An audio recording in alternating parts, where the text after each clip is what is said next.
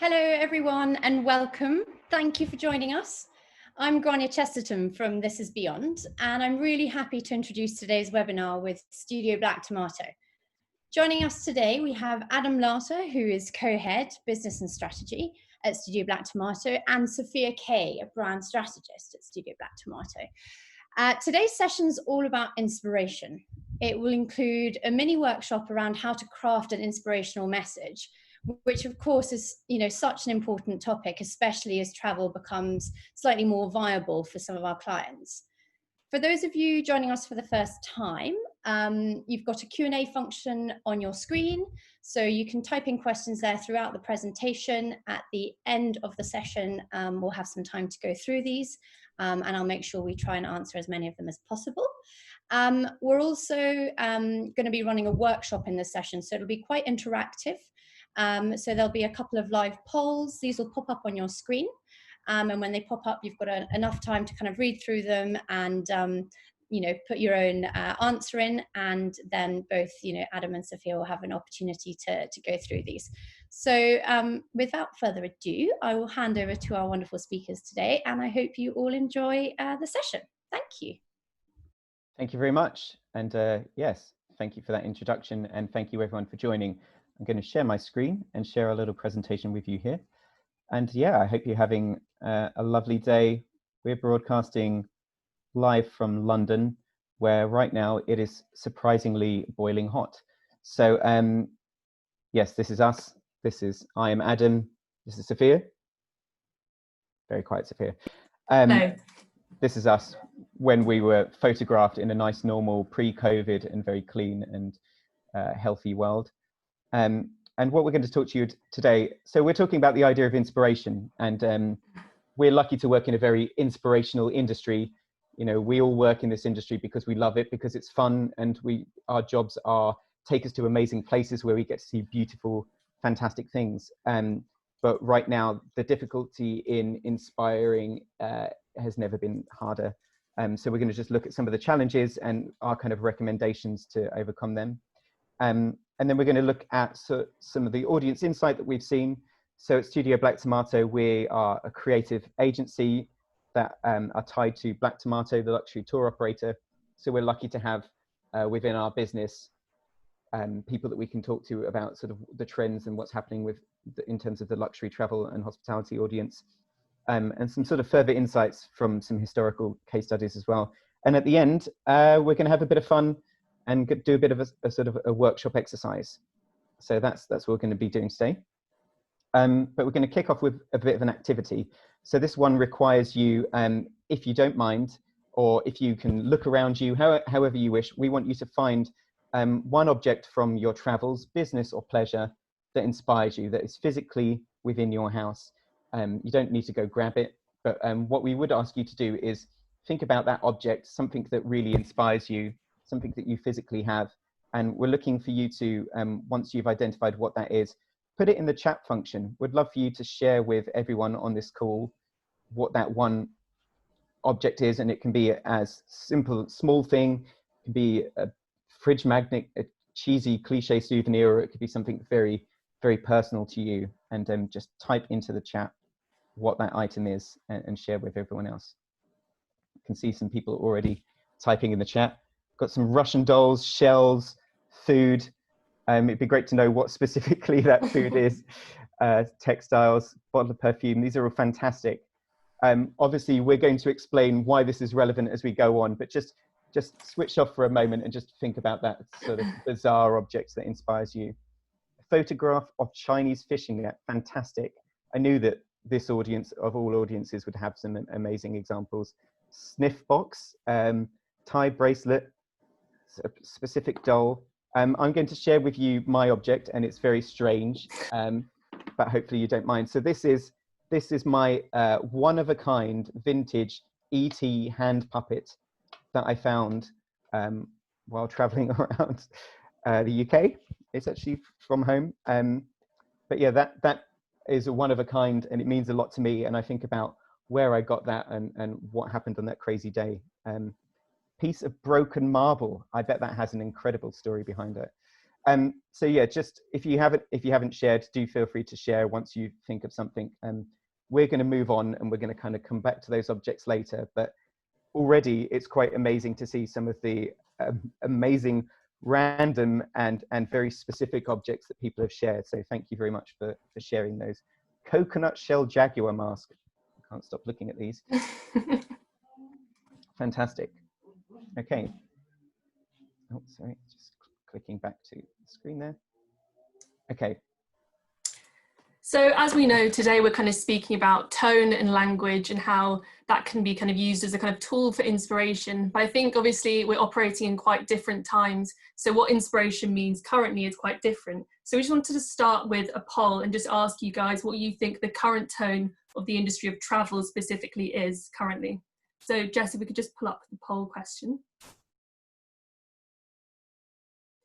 So in terms of how you think the tone of the industry is today, do you think it's sort of protective, quite defensive, personable, scientific, apologetic, fun, businesslike, caring, dull, and humorous? And when we're thinking about this, we're speaking kind of specifically in the kind of context of the pandemic and how the language has kind of had to adjust to kind of meet that need. So we'll just give you a little bit longer to vote there.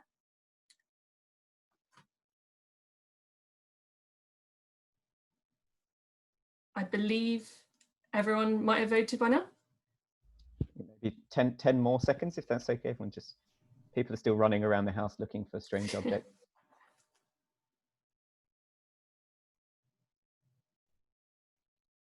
I think me and Adam have quite specific views on what we think about this, which I'm sure we will share.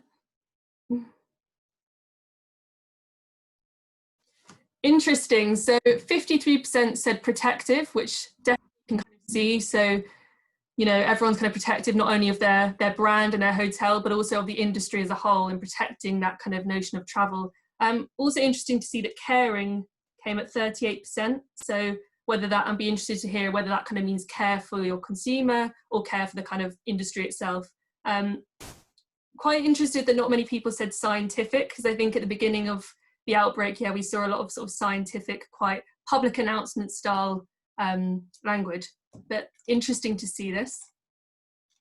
I'm surprised that so few people said dull, which is fine. And I think that there's been some amazing innovative campaigns that have happened in our industry, but I think it's really interesting. And what we often do, and the challenge we often face when talking to brands, is trying to get us thinking about how the consumer sees things. And, you know, 50% said protective. And I think that if you think about what communications are normally like in the world of travel and hospitality, that's normally so fun, crazy, exciting, and aspirational. And that to kind of shift from that to protective, if we're being sort of harsh or critical in that, maybe some people might see that as dull. Again, you know, that's a subjective point of view. But I think that, yeah, we're sort of just questioning whether that, you know, the consumer is seeing that difference there.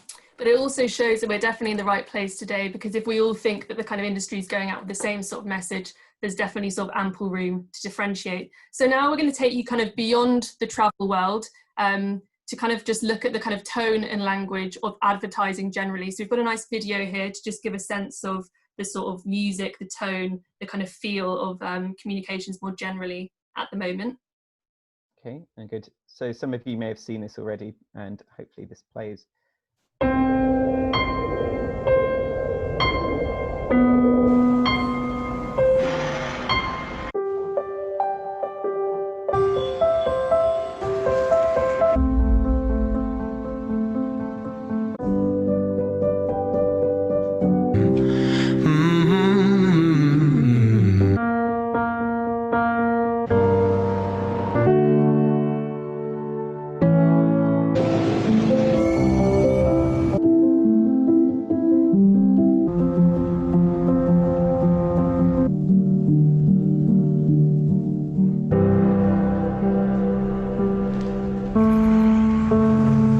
When we first opened our doors. Since 1926. Since 1978. For 60 years. For 75 years. For over 80 years. In 90 years. For over 100 years. Nationwide has been on your side. Restaurants have always been there for you. Nissan has been with you through thick and thin. We will do what we've always done. Take care of people. We're people. People. People. People. People. People and family. Family. Family. Family. Family. Family. Family. Family. Family. Families are families. Families. Even now. Especially now. Especially now. Right now. Now more than ever. More than ever. Today, more than ever. Today, more than ever. In times like this. At times like these. During these difficult times. In these troubled times. Challenging times. Trying times. In these times of uncertainty. During this time of great uncertainty. During these uncertain times. During these uncertain times. In uncertain times. In uncertain times. Uncertain times. Unprecedented times. Unprecedented times. Unprecedented times. This unprecedented moment in our history. It's time of social distancing. While things have slowed down. As we turn more inside. While the doors may be closed. While the distance between us has gotten bigger. The more we stay apart, we still find ways to stay close, even when we're apart. Even if we can't stand closer than 6 feet. We can all stay. Stop that. Okay. I think we get the idea there, but I think it's quite interesting to see that you guys kind of thought the kind of hospitality industry is sort of characterized by care and protection at the moment. We can see that's kind of widespread across all sorts of different kind of brands at the moment. And I think as well, another key trend that we've witnessed is this idea of nostalgia and the idea that things haven't changed. So everything is the same as it was, you know, we'll all be back together, things will be better, you know, it's this sort of positive messaging, but perhaps not that inspiring. So I think what we kind of perfect for today is the idea of how you can differentiate through language and tone and write a kind of personalized message that kind of cuts through this kind of messaging. But yeah, the kind of, if you go on to the next slide, the sort of themes we've kind of seen are sort of this idea of togetherness, being apart but united. You've seen kind of at home yoga and the sort of pivot to being at home, the idea of sort of staying at home. And yeah, so whilst this is sort of maybe a few months ago, we still kind of see this quite protective, very sort of careful, cautious messaging, which I think travel can sort of probably move away from. And it's not to say that this messaging is bad or wrong, it's just it's had its time, and now there's kind of definitely time to kind of move on and inspire. Absolutely. And I think that this is a very overly simplified graph, and aware that we're talking to a global audience on this call, and we are all in our different countries and you know, with our different consumers who are international in different places in terms of where recovery is, where different borders are opening up, and you know, even where the sentiment is. But what we do globally see is that as the sort of world sees its COVID peak, in the build up to that, there was certainly a huge amount of this advertising, communication and overall messaging, which is everything from websites to emails going out to social media posts, all talking in this very much same language. And then what we're starting to see is people easing away from that. And then this phase 4, which we're kind of arguably entering into now, is what, and I know it's very cliche to say, is this sort of extended new normal phase. And we can you know, foresee this lasting for at least a year. And this is a point where for us as businesses, and we need to make sure, in order to keep our industry alive, that we are starting to sell, that we are starting to inspire, and we're starting to get people thinking responsibly and excitedly about travel again. So you know, so as Sophia was saying, this is the sort of messaging that we've seen a lot of, and there's nothing wrong with this, but everything from yoga classes at home to cooking classes to sort of posting old nostalgic trips and memories there, to kind of just sort of this stuff that's very health and safety focused. You know, you can now come and use our buffet, but you need to use plastic gloves, or a masseuse is going to be wearing a mask, or whatever that initiative is there. That language has been the overall language of COVID marketing. And I think we are in this new phase going to start to see people returning back to excitement and inspiration again. But the barrier, and as I said at the beginning, you know, this is our sort of worry, and this is the questions we're getting back from our clients and the people we're talking to, is if we're promoting travel, are we being dangerous? And you know, that this is a real worry, and I think it's absolutely fair to ask that. If we start to say, come travel again, come stay in our hotel again, are we ourselves being dangerous to people's healths? And if we don't know when things are going to return to normal, when should we start to sell? Which is an absolute fair question. And we don't know what business will look like yet. How can we start to reassure our customers? Are we going to be seen to be profiting off tragedy? Will people even want to travel in the same way? And can a trip/event ever be as exciting as it once was? All very fair questions. And while we can't predict the future, what we often do is look back at examples in the past where we've seen brands respond to such crisis in a similar way. So very different from our world. We talked about the financial services response from the 2008 crash. So if you think back to 2008, being a bank, being a financial services brand could not be more difficult. People don't like banks as it is, but in 2008, they hated them. But what you'll interesting to see is that the brands that survived and started to do well were those that didn't shy away from talking to their consumer, but just found different and interesting ways to talk to their consumer, to advertising. You know, so that you get this increasingly more human marketing, putting their people at the front, talking about service in all different touch points. And this is so key to our industry that actually it's really obvious, but a lot of the time we forget we're not always selling a destination, we're selling our service. So, you know, putting your people right at the front. And that's what banks did. And then you also started to see sort of increased transparency and authenticity. So if that was the cliche of the last 10 years, there's a reason why, and that was because that came out of the 2008 crisis of people not trusting banks. So all of those questions that we as an industry are asking, you know, are we responsible and irresponsible to be marketing again? You know, that same challenge was faced. So I've got some UK examples of advertising here, very blurry. You might not know these sort of UK brands, but this was some advertising that came out the back of that. And it's, you see people are in there, you know, it's talking directly to you. Things start to be very human, very smiley, not what you associate with financial services advertising at all. This is from a UK bank, Halifax. So what overall happened was the financial services industry, and we can see how this is relevant to us, stop talking about loans, interest rates, bank accounts and mortgages, and they start advertising with their service, with the customer needs, with sort of people's lifestyles and with personality. And if you go back to the video we showed earlier and how all brands are talking at the moment, one thing that strikes me as really fascinating is how brands just make it about them. It's all focused on them. We've been here for you. Our history has been doing this. You know, we can offer you this. We're committed to this. And actually what it should be doing is focusing and stop and thinking, what's going on in the consumer's mind right now? What do they want? What are they thinking about? So that's quite interesting. So we've devised, sorry, just before we go into the really exciting chart, we've sort of devised a method of sort of splitting out the messaging that we think is inspirational versus the messaging that we think is quite educational. And we've done this sort of by trying to think about, as I was saying, the consumer's mindset right now. So this is based off some of the stuff that we've got anecdotally from the clients that we're talking to, but also from our sort of own insight from Black Tomato as a luxury tour operator. And I think the most important point is the first point, that for those who love to travel, travel is not a luxury. So if you think back to those questions we were asking earlier, are we being irresponsible in trying to get people to travel?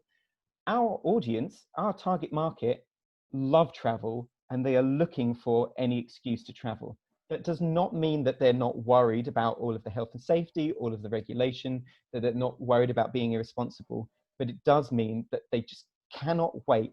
And this is true of all of the people in our company. You know, we are already talking about where we want to go next, what we can't wait to do. And I'm sure that you are all the same, you know. So that's just worth remembering. The heart of our consumer is this absolute great desire to get back out there and see the world again. And whether it's sort of individual travel trends, you know, people wanting to go tick something off their bucket list that they've been waiting to do, or they're wanting to go somewhere private and secluded, we know that not all of those messages are relevant to everyone. So sort of one bit of advice we would give is, if you are not a private secluded place in the Maldives, you know, there's no need for you to sort of, if you're a city-based hotel, you don't need to suddenly make privacy part of your messaging. You know, focus on what's unique to you, and we'll kind of come back to that later. So this is the chart I was talking about here, and when we talk about inspiration, we're talking about these messages on the right hand side. All of these things the things that we love about travel and hospitality, you know, seeing people, wildlife, tasting new flavors, whatever those things are, versus all of these messages that are about education. And I think the point is that not that one message is more important than the other, but actually, and this if you take away one thing from what we're talking about today, is it's just being smart with where you place them. And I just go into some examples here. So this is a very basic, what we call customer journey map. So if you see at the top there, see, think, do, care, those are the moments of a customer. And we're talking about an actual sort of B2C, your average travel loving customer. They start off not even thinking about a trip, but they're just living their life, listening to podcasts, browsing online, on social media. Then when they're thinking about a trip, that's when they're searching for things, they're comparing brands, they're checking up prices, they're on your website, endless searching and browsing the internet. They'll talk to a friend, they'll start to make phone inquiries. So what we've done here at the bottom is, you'll see those inspirational messages, and this is just one simple thing here, is they work at the moments when people needed to be persuaded to take a trip. That's that moment where you can excite someone with a beautiful image of travel, or that sort of moment that they've forgotten there. And the educational message comes only at the moment where you start to look on a site and you start to dig down into the detail, which feels quite straightforward. But what we've seen a lot of is people sort of trying to promote and trying to excite people with their COVID message, which is crazy, because if we think about it, as an industry, we're always have a risk of something. There's always some hygiene messaging involved in what we do. He said it's like promoting a safari. If you promote a safari, there's lots of danger and risk involved, but that's not your message that sells someone on an email or a social media post. What you sell it with is a beautiful picture of an animal, or imagining someone, going on that trip and how fun that feels. So I think the next bit is over to you, Sophia, on, this is just a very ugly chart, but I think we sort of cover that. These are, again, the sort of messages that inspire people, talking about your culture, music, theatre, the history of your destination, famous people that have been there.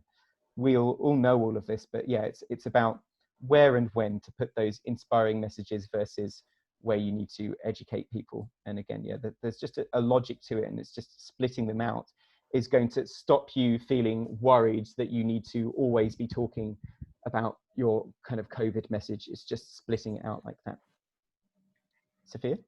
Yeah, so I think we can all kind of agree that obviously things are going to be different, and the offering that your customers will remember will be slightly different. But what me and Adam have been discussing quite a lot recently with our existing clients is how you don't necessarily want to sell the compromise or what people have remembered that has now changed. So for example, at the moment, a buffet is not going to be a buffet as we remember it. It's going to be a buffet with plastic gloves on and potentially lots of plastic coverings. So it's not going to be quite what we remember. However, people do remember the feelings associated with a buffet. So that's trying different food, trying new flavors, seeing different colors, being cooked for again. So I focus on the compromised version, when really instead you should be focusing on the feelings and the emotions associated with that haven't changed at all. So here we've just given like an F&B example, but on the next slide again, so why sell a half-opened pool, which might not be what people remember, when really what we're missing is the fresh air, nature, wildlife, simply just being outside, running free, the freedom and space associated. So it's just trying to kind of pick the parts of your offering that haven't changed, which is the emotions and the feelings, and that kind of leads to inspiring messaging. Yeah, and I think that also what we try to do, and again, this feels very, very, very straightforward, but we feel it's worth repeating, is that inspirational message and that sort of also health and safety message is very different depending on the nature of your audience. So what we see, like I was saying, is that the insight is that our sort of frequent traveler, especially domestic, is very excited to get out there and travel again. They're ready and raring to do so. Versus a corporate audience or someone who's trying to organize a wedding, they are much more sensitive to the sort of health and safety message. So I think that that's just worth bearing in mind, your balance, how you inspire people and where your message goes based on this sort of logic there. Again, this is not science, but it's something that we see kind of is true of the audiences that we're dealing with.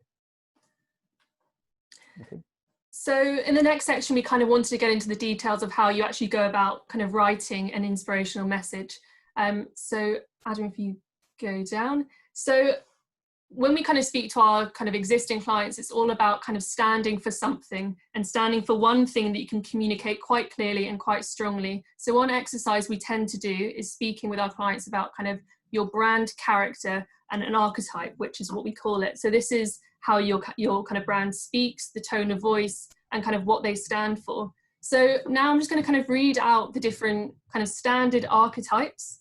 And then as I'm doing this, I want you to kind of think about which kind of feels most right for your brand, which kind of represents who they are. And at the end, we're going to do a little poll so you can vote which one you feel is your brand. Yeah, we often ask that it's more about your personality, if your brand were a person, than it is what you specifically do. So try and separate, you know, your offering from your brand as a personality.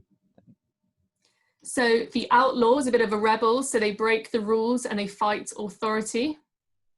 The magician who makes dreams come true and creates something special. So for this one, I always think about Disney for some reason. The explorer, they find fulfillment through discovery and creating new experiences for their customer. The hero who kind of exists to improve the world and make things better. The caregiver who offers care and protection to others. The sage who helps the world gain wisdom and insight. The lover who creates intimacy and inspires love. So we often think about kind of togetherness and bringing people together. The creator who creates something with meaning and enduring value. The jester, who's a bit of a joker, helps people have a good time or enjoy what they're doing. And the innocent, who strives to be good, is pure, young, optimistic, simple, moral, romantic, and loyal. So now we're just going to kind of pull up the poll. So as Adam was saying, just kind of think of this as if your brand were a person. You're doing a sort of character evaluation. How would you describe them? Are they a bit of a joker? Do they exist to kind of bring people together? Is it about kind of offering care? So just go with your gut on this one. Don't overthink it. Just the first one that comes to mind. We'll give you about 15 seconds to do that, and then we'll have a look.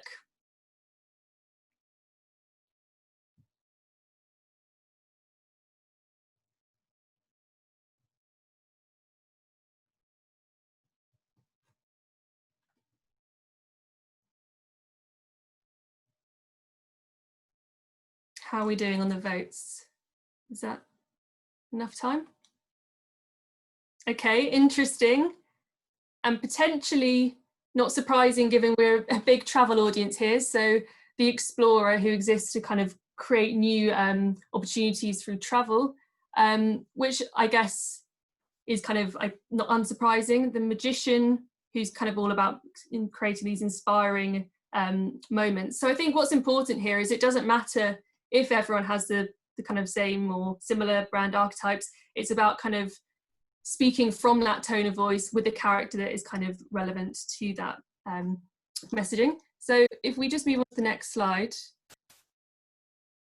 to bring this to life. So what me and Adam did here was thinking about if we were one of these brand archetypes, what would our COVID messaging be? So that's how you kind of differentiate, is how do you bring your character to a message? So for example, the outlaw, if they were going out with a COVID message, that might be get here first before everyone else does. It's quite rebellious, straight to the point, and it really speaks to their character. The jester could be laugh, run, shout freely again. So it's all about kind of being free after being inside for so long. The lover, which is time to be together again. The creator, new beginnings, new memories. So the point here is how can you bring your brand personality, character, and what you stand for strongly to the forefront of your messaging, and doing that helps kind of differentiate from competition. Yeah, and I think if we go back to that poll at the beginning, which was fascinating, so many people said that the tone at the moment is caring and protective of the whole industry, which is amazing. Everyone suddenly has sort of ditched their personality, rightly or wrongly, to kind of follow the personality of everyone else. Mm-hmm. Which is fine, but again, if we're trying to sell, we're trying to inspire, you've sort of forgotten what makes you unique and interesting. If everyone, that those two things don't match up, the tone that everyone is talking about in the industry and the personality that you've all just said in your poll that you represent, if that makes sense. For me, that's it's almost as if coronavirus has developed its own tone, which is quite protective, and it's as if all the brands are kind of flocking to that, when really it's about staying true to your own brand personality and what you've always been, because that's what people remember and want. So when we kind of talk about storytelling and how to tell a really good, powerful story, this is going back to the basics. You don't just say the kind of top line, I went for a walk down the road, to build that story, you talk about the colours, the sounds, the smells, how you felt, and through that kind of textural language, that's how you transport people. So here we've kind of drafted some kind of messaging just to kind of bring to life that feeling of being able to travel again. And we've tried to kind of show through sort of textures and sounds and everything how that can be kind of more inspiring. So here, the feeling of getting dressed up to go out, that's quite broad. But how about when we start speaking about the smell of the perfume and the crisp feeling of putting on an iron cotton shirt again, then you begin to feel like, oh, I can really imagine getting dressed up and going out again. And that feels kind of quite inspiring. So how it feels to jump into the ocean, for me right now, that's probably enough. But when you start to speak about the shock of the temperature and how cooling that is, and the fish running away from you, and the kind of feeling of all the bubbles around you, then that completely transports you. It's just adding those details, and also thinking about your own offering that helps differentiate you. So being somewhere without signal. So it's not just about being somewhere without signal, it's about having a map in your hand and feeling it, and being able to unroll it and feeling completely lost, a tiny bit scared, and having to actually ask another human for directions. That's kind of what we miss.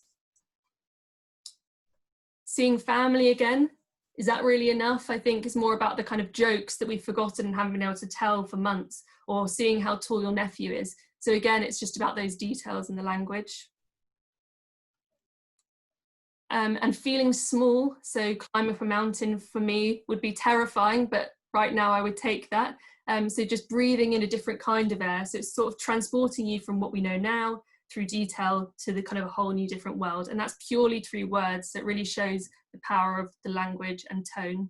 Yeah, and I think there's something so true, and hopefully this is all kind of coming round to the discussion at the beginning. You know, brands right now, what they should be doing more than anything is starting to be human again and starting to think about real people, and that's going to get the connection. And I think it's that sort of truth and the real understanding of sort of human stories behind travel that's going to inspire people again. And yeah, I think like the idea of, you know, traveling up a mountain and actually feeling scared is a very human experience, and that's, you know, inspiring to me. So this is one that me and Adam have been speaking about a lot, because we speak a lot about the airline experience. So it's not just the view from the plane, but right now I'm missing having a pastry in the airport and how that feels, and actually going through passport control and having somebody nag me about taking too long. I'm missing all that detail. So even if it is the stuff that we didn't maybe miss in the past or didn't enjoy in the past, bringing that texture back in just completely changes the narrative. Yeah, and I think all of this sort of, as we kind of conclude, and we'll just finish off in a second and kind of do one final exercise and then the Q&A, we talk about this tone of responsible excitement and optimism. So tying back around those initial concerns of, you know, how and why should we be trying to inspire and sell at the moment, there is a way to do it that is both sort of exciting and responsible. So it's, you know, a lot of people, one of the most common messages is getting people to travel domestically. Seen quite a lot of that, and some of it's been done in a really interesting, inspiring way. But also, you know, getting people to go somewhere that they've never been before, or if they've had all of their annual leave and holiday from their job saved up, getting them to take it all in one go. Or even, you know, if they practically have to keep working, you know, actually just thinking about where you could travel to is a different office. You know, an office in the middle of the jungle suddenly becomes a really inspiring thing. And one small thing, which I think typifies that whole idea, is that, you know, especially for hotels, they've been closed and then they're reopening. And actually that's an opportunity to be excited. You know, we should be really excited and happy that the industry is starting to see some sort of return there. And why not celebrate the reopening as if it were an opening? If you were going to open a hotel, you would do it with such, you know, excitement and a big bang and fireworks and all of those sort of things. Like, why not use this opportunity to be really happy and proud and excited about all of that? So we're going to finish off with one quick writing exercise, which hopefully is a culmination of all of that. So just think about everything that we've been talking about, thinking about how the detail is going to make people connect and be inspired, how we just need to remember the things that make travel really exciting and personable to us. Think about your own personality and how unique it is to you, rather than trying to copy everyone else and being sensitive. And actually just sort of wipe all of that from your head. And we want you to go back to that one object we asked you to think about at the beginning. What we would like you to do is, once again, use the chat. So not the Q&A bit, which is where the questions are going, but the chat function, the Zoom chat function, to write about that object you chose at the beginning, describe it in one sentence, describe how you found it and how it makes you feel. Really straightforward, one sentence, quickly type it out without even thinking about it too much, how you found that object and how it makes you feel. Okay, we'll just sort of leave you for 1 minute, and just we'll ask you to kind of do that in 1 minute, otherwise we won't allow enough time for questions. So thank you very much everyone for all the great comments that you've been sharing and interesting questions. We'll get to them in a bit. Bought it the day we got engaged. That's really interesting, Penny. That's what you picked. Instantly there, you can sort of imagine the story behind it. While discovering Mexico makes me feel cheerful, excited to go on a trip again. Absolutely.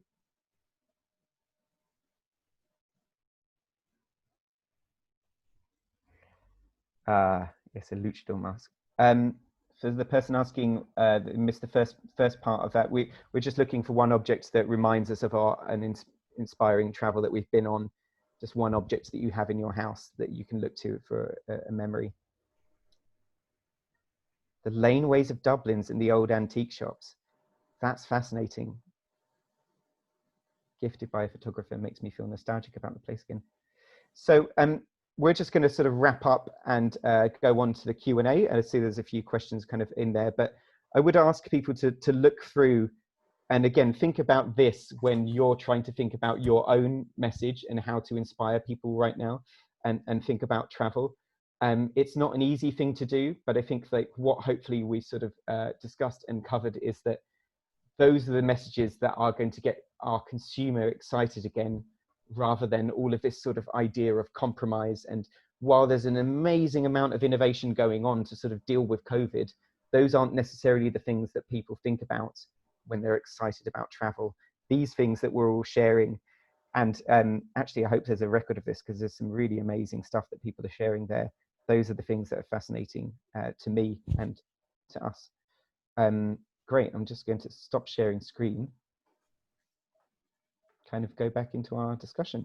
Thank you, Adam and Sophia. That was inspirational. I mean, it was really, really fun, and I kind of can't get that creepy ET toy out of my mind. Sophia, what was your object? So I have a very nice kind of gold-plated South African pot with these little stones. So I remember this being kind of handcrafted on the side of the road, and the attention to detail that it took for them to kind of stack these up. And I remember being completely in awe of it. Amazing. It's very nice. Very nice. That's I much think more beautiful it's than been mine. so good to see everyone interacting and giving us their stories. So just for everyone that is watching this, we are recording it. So we will be sharing a recording at the end of the session. We'll also make sure that we share Adam and Sophia's contact information. So feel free to drop them an email with any questions if you've kind of felt that this wasn't the right platform for you. So we're going to go through some questions. We've had quite a few coming through. So first question we've got is, given the growth in global connectivity while being distant, what are campaign points that need to be elevated? So I think that we're probably, when we're talking about global connectivity, probably sort of the use of technology and that connecting us up, or it might be also talking about people just being more international in their travel. I'm not sure, but the campaign points to be elevated, I think probably going back to what you said about the beginning about those messages of people and service there. You know, one thing that fascinates me is that, you know, while we might see sort of lower volume of travel inquiry right now, we see the opportunity for people to remind themselves what makes good service. Actually, you know, I'd love to see brands starting to post their phone number again, get people talking on a phone. You know, there's going to be a real reassurance, and those brands that are going to win are going to be those that say, if you're scared, if you're worried, or even if you just want to talk about what you can do, pick up the phone to us, talk to us. And I'd love to see that come through. And those examples of those financial services brands is they just put their staff in them, and, you know, staff feel like they're not as beautiful as models, they're not as aspirational as models. Maybe you don't want them as the sort of face of your brand, but it does say so much. And it says sort of like, actually, we're people just like you. we love travel and we get it. Come talk to us. And I think those are some of the points I'd want to elevate. I don't know if do you agree, Sophia? Yeah, no, I think the kind of human touch, so any sort of channels which kind of bring that human touch slightly more to the forefront and kind of really comforting at the moment, and just that sort of more emotion-led messaging, I think will resonate the most at the moment. Yeah, definitely. Another question. So how important is the message about the destination and the local community, being ready to welcome visitors? That's a great question. I think that the answer is that it goes back to how important it's always been to you as a brand. So if you are a brand that is fundamentally about and has always been, linked to one destination, it has grown from that local community, it is about that area and it sort of represents that. We talk about even sort of some hotels acting like a DMC themselves, that they sell that destination. Then to you, that your messaging should involve that. If you're perhaps an international chain and actually your message is about your reputation and it's about your sort of trustworthiness in that respect, then maybe that message is less important to you. So again, we push people back to that exercise. What has your brand always stood for? Almost do the question, if there was no COVID situation, what would your message be? Think about that. And that's going to help you decide what your message should be now and how to inspire people. Yeah, and I think also just adding to that point, it's just always, what has your audience always wanted? So is your audience the sort who kind of wants that cultural connection to go out and actually taste local food and try local food? Or really, are they somebody who want the kind of all-inclusive package where they can feel secluded, completely looked after and safe? So don't start kind of using a message that you've never gone with, because that's kind of going to scare consumers off, because that's not what they want. Yeah, I think actually that answer sort of feeds quite nicely into the next question, which is touching on, are there any specific travel campaigns which travel companies would need to touch upon in these times? Do they stick to their usual promotions, so either, great Instagram, etc., or do they need to rebrand and change their message for their audience? I think it's, yes, for the two questions there, one's about sort of media and where do you put your message out, and the other question is about the message and the tonality. And I'd say in terms of the message and tonality, stick to what your brand has always stood for. In terms of where it should go, I think the opportunity is for brands to be a bit more sort of proactive. And I think that, expecting people to be browsing through social media and see your Instagram, I think that those brands that are going to do well, and we certainly have spoken to quite a few that we're talking to at the moment who actively want a recovery campaign, that they need to push that message out there that says, we are open, we are reopening, we have possibilities, talk to us. Because I think that just to sit back and expect people to come to you is sort of, maybe a bit hopeful. We need to send a strong message out there that, even if we don't have all of the answers, we certainly are looking to move forward. Okay, and I think another question that, again, they're sort of all tying in regarding that. What is the kind of most effective platform? Is it for people to do it via a video, a photo? Is there something else that you would recommend that would have like a bigger impact? I mean, as an agency, we've always sort of leaned on video, and that's what we've built a lot of our reputation on. Because for travel, one of the most inspiring things is to visually see where you're going, and that does get people excited. And you can do a lot with the music. Even that video that we showed right at the beginning, it all has this very sad music, and it makes me think like, oh, best be staying indoors. Whereas actually, we're encouraging brands to think, as long, again, as we're being responsible, as long as we are covering off our policy about how safe we are, you can even put some fun music in there, get people excited. If you're a brand in a particular country, use the music from that location and get people excited culturally there. So there's a great opportunity with video. And I think that what we're talking to people about is that, it might be quite difficult to go out there and physically shoot something right now, but there's so many amazing assets that we can recycle and re-edit, and, creating some inspiring videos, very easy to do. I think also, just to go back to the kind of the point of today, is just the power of language and words as well. So the attention to detail to your landing page website copy, or the PR copy that you're going out with, and kind of just making that as inspirational as you can, just through words as well, is very powerful. Completely, yeah. And I think that So one thing that we've seen as well is that we have seen good data to suggest that your most important audience right now are those who are already familiar with your brand.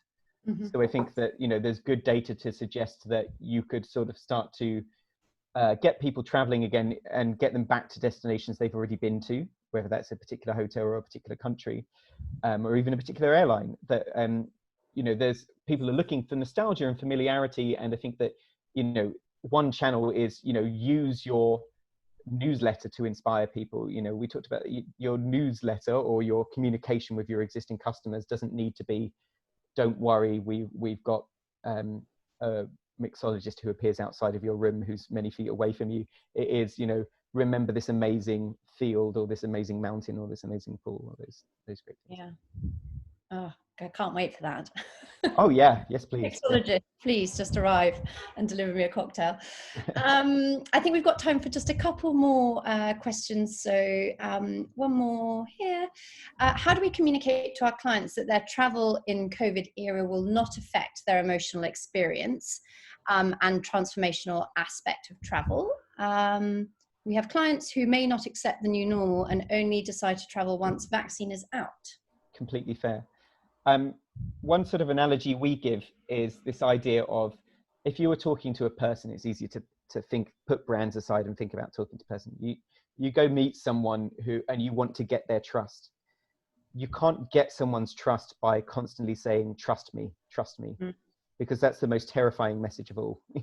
You meet someone at a party and they say, trust me, hi, I'm really clean, I've just washed my hands. Or hang on, why are you telling me that? I'm now terrified. You're scaring me. I think one thing that we see is people need to be shown that this new normal is not going to affect them. You know, so look to find those examples, either by sharing, you know, real life, real-time video of what's happening there, or, you know, sharing case studies of people who have been on a trip and loved it, or even share stories of your staff who are loving being back at work, if, you know, if that's true and real. Yeah, and I think that that's going to reassure people. It's completely fair to say that some people aren't going to emotionally be there. There's always going to be one person who's like, I'm happy to do this, trust me. You know, we noticed that at Black Tomato, some of our sort of frequent customers who really, really, really trust us, we're just like, straight away, we'll take the plunge, we trust you, we get it, going for it. And then there are some people who are going to be a few more months behind, but show and share that, give that confidence out there.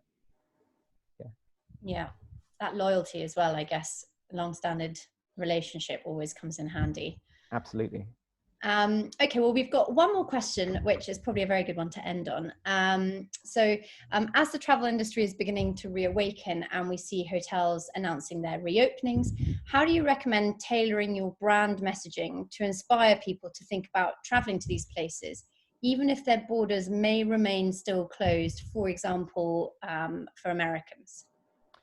That's a very fair question. And I think that, you know, one thing as brands that we can't get people to do is break the law.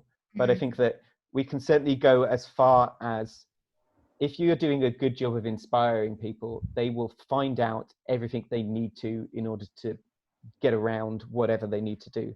You know, we have an audience who are used to getting jabs, they're used to getting visas, they're used to filling in paperwork, getting insurance, they're used to packing strange items in their bags. Think about the sort of people who go exploring up Arctic mountains. They're used to doing all of that sort of admin, or they're used to getting someone to do it for them. That might be quite likely as well. So I think that, you know, whatever our responsibility is to say, come here, we're excited, we're ready. And it's sort of, yeah, we will help you when you need us to help, but rather than sort of patronizing and babysitting and giving them all of the information, it's sort of be there when they need you and when they've got questions to ask. I mean, even we're looking at sort of campaign landing pages for advertising for some of our clients, and rather than having a sort of list of all of the different things that needs to be ticked off, we just have a sort of frequently asked questions. Have you got questions about how you can travel to here from a destination? Just click here, and it's all listed on one page, rather than having it sort of interfere with that messaging. Sophia? Yeah, no, I was just going to say, to build on that, it's just your inspire message, the emotional message should be what they see first. And obviously you kind of need all the questions that people might have as sort of kind of a seek out page. So like Adam said, frequently asked questions or anything like that. But lead with inspiration and emotion, and support with that kind of reassurance. And I think as well, just to also, you kind of hit this by kind of meeting your domestic audience's needs as well. So just sort of selling just the notion of a holiday and having a break to your domestic audience will be crucial at this point as well. It's not just about your kind of international audience. Yeah. Yeah. Absolutely. Oh, well, thank you both so much. It's been an absolute joy to have a chat with you today and to hear from you. I think the audience has loved it. It's been one of the most interactive sessions we've hosted at This Is Beyond, so that's great. As I've said to everyone that's live, we are recording this. We'll make sure we share contact information, and then in the coming weeks you'll have a recording and a kind of recap summary of top takeaways from today. And thank you, both of you, so much for joining us. Thank you. All right, bye. Thanks to everyone for interacting as well. Some amazing stuff that was shared there. Thank you.